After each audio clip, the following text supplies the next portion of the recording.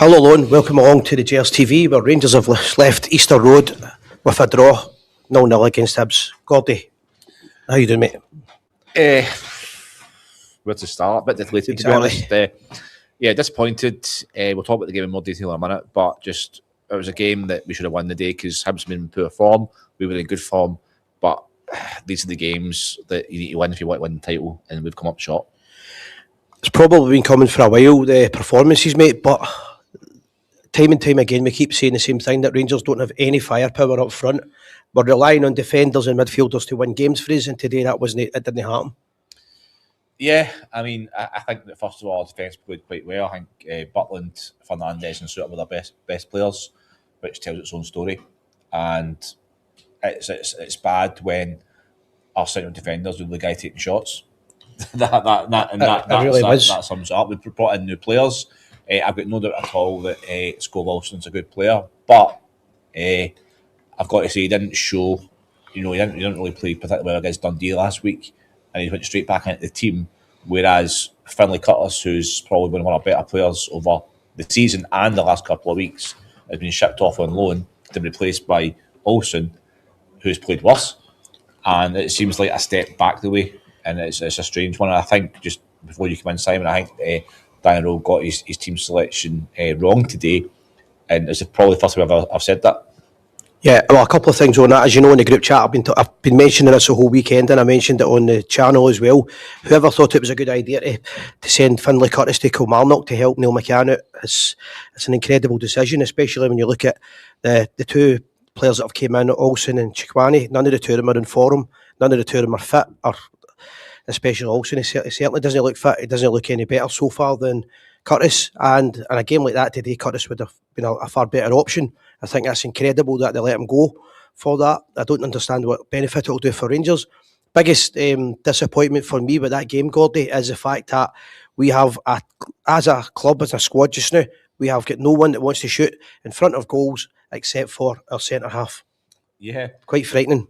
Yeah, I mean, Shamiti 10 million, Danilo 5 million, get shipped off Majorski 4 million. That's what, almost £20 million worth of, almost £20 million worth of striking options, and not one shot on target the whole game. I think we had one shot on target. 91 minutes. Last second with Majorski. 91 minutes. It was a very passive shot. So it's worrying that personally, I've been driving off the stats for the last 6 months with the strikers. I think our total strike force has scored 12 goals between them, and you look at the boy from Motherwell who has scored 14 goals by himself. Yeah, and that's a difference. Claudio Braga at Hearts, Lauren Shankland at Hearts as well, both grown double figures this season. And our strikers between them have barely got double figures. And as you'll know, I've been saying all weekend in the chat as well, I've got a funny feeling Rangers will wait till after the Hibs game and then bring a striker in. And I did write on the chat that it could be too late by then, and I'm going to say, but right now I think they've made a real balls up with that. They should have had a striker in, but now there is nobody in our front line that wants to shoot in front of goals. The classic example with Scott Wilson, in front of goals, and he cuts it back rather than shooting. We've got a full squad of strikers that don't want to shoot in front of goals. It's not good enough. It's not going to win us leagues. It won't win us anything unless we address that in the next couple of. We've got 24 hours more or less, or maybe a wee bit more than that, to get a striker in. But we should have had them in before this game. We knew we needed them in, and we've not done it, and we've weakened the team as far as I'm concerned. I mean, look at Finlay Curtis starts against Porto, and he plays really well, sets up a goal, and a great assist on Thursday night, and then he's shipped out a day later to Kilmarnock, which is, if he's shipped off at the start of the transfer window, that's fine. But the very fact of the matter is, he's played the last 3 or 4 games and played really, really well. And I've got no doubt that Olsen will develop into a good player at Rangers. However, why risk it might take him 6-7 games to get into it. Whereas by that point, the league could be gone. This isn't the time or place to be doing that. I agree with you. He could become a good player, but you're right. It's the wrong time and wrong place. And we've brought in a left back who I think in the long term will need. We get to see him because he's injured. We brought in a midfielder. 2 midfielders really. Well, on a midfielder. I think we've got a lot of options in midfield, and we brought in another midfielder. who starts, and then we brought in this winger who I've got absolutely no doubt will develop into a good player. I've got no doubt about that whatsoever. It looks way off the pace. However, you bring him in and you start him 2 games at the wrong time, and it could derail us. It was incredible watching that for a full 45 minutes, no change in the game, but I thought it was incredible. Asgard, again, what does he really offer the team? Very little. Yeah. I mean, I've not checked the stats, but I'd be very surprised if we had a shot on target the whole game. Like I don't remember up until the offside goal, which I think when I've seen it looked offside. That doesn't actually count as a shot on goal now. It was very poor. I think defensively we were quite solid. Like Hibs would be disappointed not to win because they were the better team. We need to call it out, and they should have won. And I think actually, despite the fact that they're in poor form and going for the league title, we were lucky to get a point today. I think we were lucky because when Hibs went forward, they looked as Hibs played for their style of football and the position they're in. They've lost their best player. Coming into the game, Hibs played well, as much as I hate saying that. In the first half, I thought they were the better team. I thought we were the better team in the second half, but at no point did we look dangerous, whereas Hibs looked dangerous. They looked a threat at set pieces. Our set pieces today were awful. The corners couldn't beat the first man. It really was incredible to watch how bad, after how good they played in the last few months. Yeah, it was a regression. And basically, that's what it was. And you won't win titles with that form. And what's worrying is that this happened precisely 2 years ago when Clement came in and did really, really well for the first 5-6 months. We got us into a title fight, and then as soon as it hit January and February, we tailed away. Aye, and we spoke about that during the game. And I don't think it will happen this time. I think there will be some more twists and turns before. There's a point, as you made, two shots on target the full game. That would be exactly right. And none of them were that great. At least Fernandes is trying to score, the big fella. And what was worrying for me throughout the game was Raskin was our furthest player forward at several times, and Fernandes was the only one that seemed willing to take a shot on. Mikey Moore came on and had added a little bit of threat. I thought Moore should have come on a lot earlier for Asgard, if I'm being honest. I don't know why he's not starting. I don't know why he's not starting. And also Moore offers a threat where if he gets the ball, he'll run at goals, he'll run direct, box to box. It's the only player at the club that does that. And I don't know what to answer your question, Gordon. I don't know why he didn't start. I've got no idea. I really thought it was baffling to watch that for the full first half that we never changed it. And the second half, at least we tried different things. But ultimately, strikers and attacking players have to shoot. They have to shoot. They're terrified to shoot. As soon as they get in front of goal, they don't want to take the responsibility. It's like they turn back. It's almost as if they're looking at a reason not to shoot or not to score, which is crazy. And you would think as a striker, your first instinct is to get a goal. And I would have to say also that I watched the game. You watched the Hibernian Hearts game last night. Hearts have got a full team of players that want to shoot. That's the difference. They were taking shots from through all angles and all sides, and they really wanted to score. But our goals for this season have been very, very poor. And as I say, we've been relying on our defenders scoring for several weeks now. I mean, Shamiti's not scored since the Old Firm game, which was 5 weeks ago now, and 7 or 8 games. You can't rely on that form for a striker. So what do we do? I mean, we've got to get a striker tonight or tomorrow, but time's now running out, and because of that performance, strikers, clubs and agents can now put the price up, because I would say we'll be desperate. And if we don't buy one, what do we do? As someone said during the game, I think your brother said during the game, who's what club's going to want to sell a striker in the transfer window? Yeah, because they can't get a replacement. We could have left this too late. That's my fear. Hearts, in my opinion, are now the favourites for the title. I've got to say that. I hate saying it, but I've got to say that. I think they are. Yeah, I've been saying for the last couple of weeks in the show that I think Hearts will fade, but I've got to be honest now and agree with you, because they haven't, and they go away to a place like Tannadice where we've struggled. Yeah, we sometimes go away to places and struggle, whereas Hearts went and robbed it last night. And another thing as well, Gordy, we were playing the game at half pace. There was no urgency, there was no leadership on the park. I know Tavernier didn't play, and Suter was the captain, but nobody was there was no real leaders that I could see that made me feel that there's somebody trying to inspire us to get that winning goal. That's a good word, and it was uninspiring, that performance. And it was just, I mean, what scares me the most going forward is that we've got good attacking players, but we're not creating chances. They're no threat. Mikey Moore, Asgard, internationalist, or Gazam, like £10 million to Monaco. Mikey Moore, one of the most promising young youngsters in Europe. Aye, I mean, to back your argument up, I would say if we got the right type of player, if we got the right type of striker, these guys would all become better players. Yeah. Because we need somebody that can convert the chances, and we need somebody and we need to create chances for them to convert it. There's nothing up front. There's literally nothing up front, and you can't persist in a league relying on your defence to score all your goals. Yeah, I mean it's worrying that, as you say, a right back and a centre defenders are top goal scorers, and we spent. It's crazy the amount of money we spent to get so little return in the striking department, and it's so frustrating because Hibs are in poor form.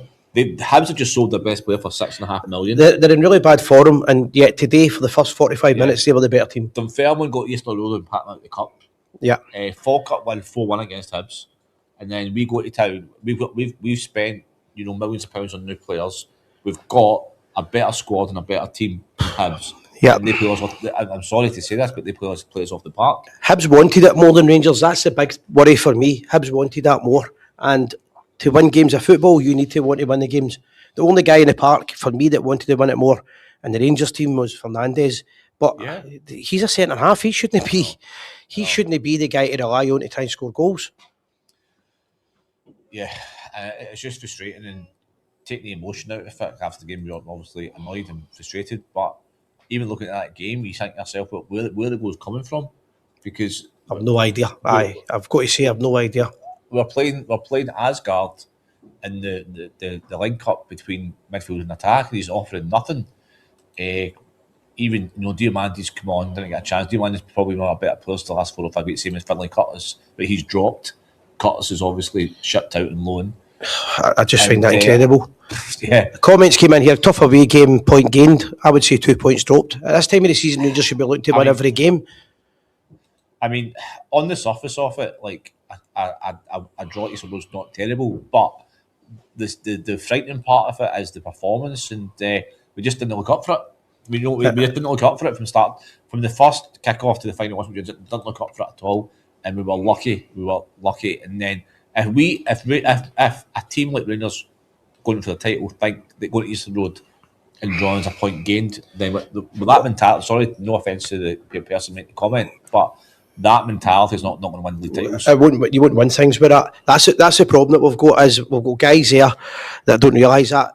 Today, watching that game, it was as if a draw was good enough for them, when we should have came out for the first 10 to 20 minutes. Bearing in mind Celtic kicked off an hour later, Rangers should have been going out to set the standard where Celtic were catching us, but we didn't. We went in at half times, nothing each, and I think we were lucky again, nothing each, Gordy, to be honest. Yeah, at least you. Well, first of all, you're absolutely right, but you would think at the very least they would have a chat with each other at half time and go, right, it's been a bad performance, but let's go out and change it. I thought there was no subs, and then it was just the first 15 minutes of the second half we started in the exact same manner.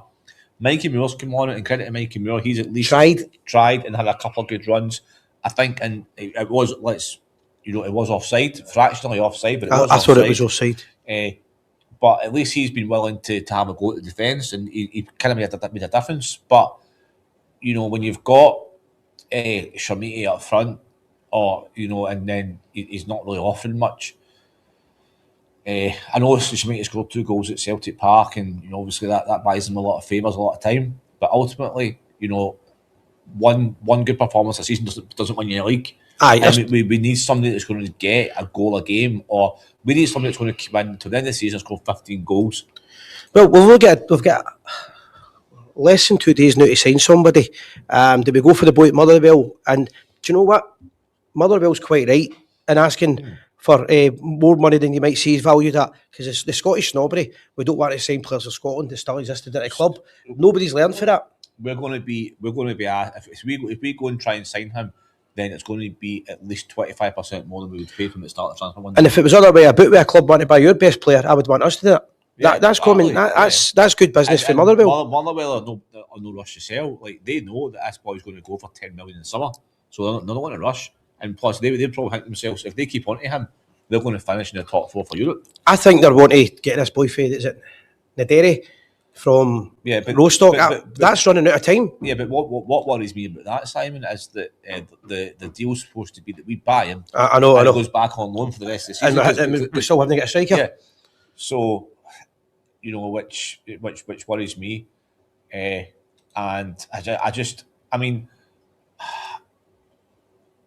there's still 14 games to go, I think. 14 now, yeah. And we've got Celtic at Hearts at home in the next few weeks, but we've got Motherwell away. What no one's talking about is right now. I've tried to mention it a couple of times. Is after the split, we're going to have 3 away games, and it's going to be Tynecastle, going to be Celtic Park, and another away game.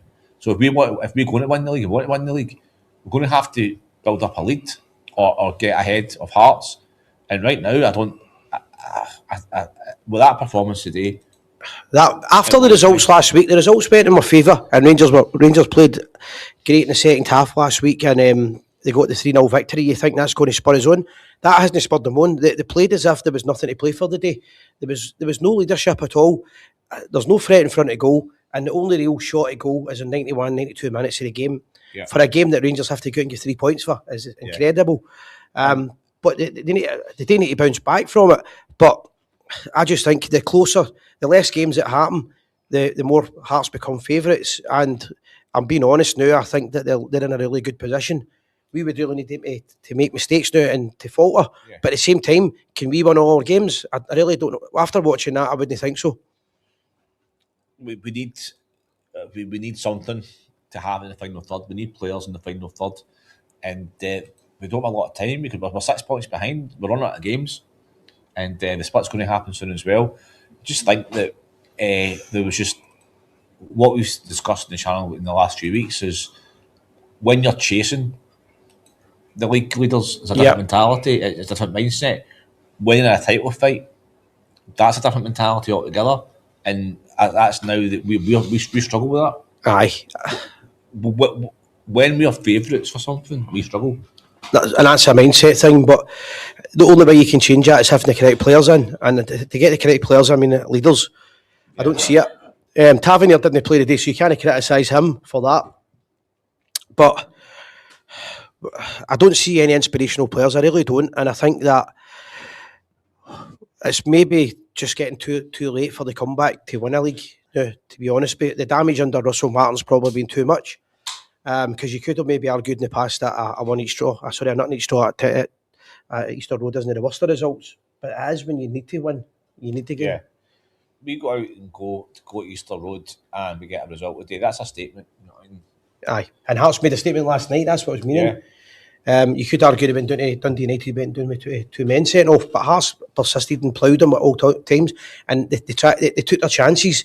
We don't have anybody taking chances.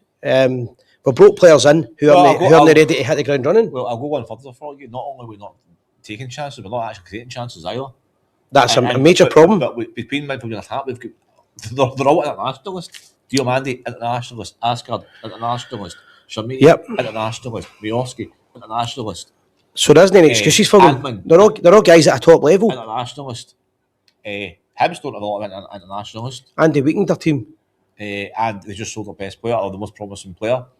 So there's something. I've been saying it for months. I've actually been saying it for months as well on the show that there's something in the final.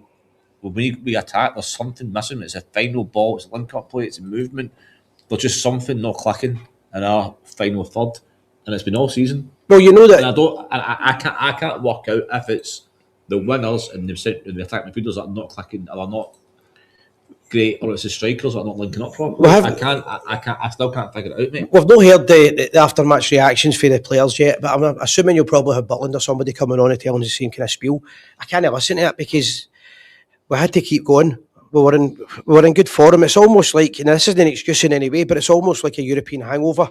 It's like that result in Porto affected them. They weren't playing like winners. They were playing like a team that just didn't want to lose a game. And fair enough, they didn't lose it, but that's 2 points dropped. And Celtic will probably get a result today and come back up, probably go above us in the league again. So that's only 1 week. You're above them. And Hearts, it turns out that result, the draw with Celtic wasn't a bad result for them now because of the way things have worked out. Yeah. And the league is there for the taking if we want it. But today we didn't look like we wanted it. And Aye. that's the most disappointing thing, because there was no, apart from, I think, I've got to say, I've not been Souttar or Fernandez's biggest fan personally all season, but the amount of tackles and blocks that they put in today was outstanding. The defence isn't the problem. The defence is. I've no issues with the defence, but the firepower up front, where some people say we need a number 10. One thing I do know is the attack that we've got to do is. I've said it a few times, we'd actually be better by playing with a striker at times. If the strikers are not going to score goals, what's the point of playing them every week? Yeah. 3 and 4 goals a season is no good. I think we had a show on Monday about transfers, and I made the point of playing, like you said it as well.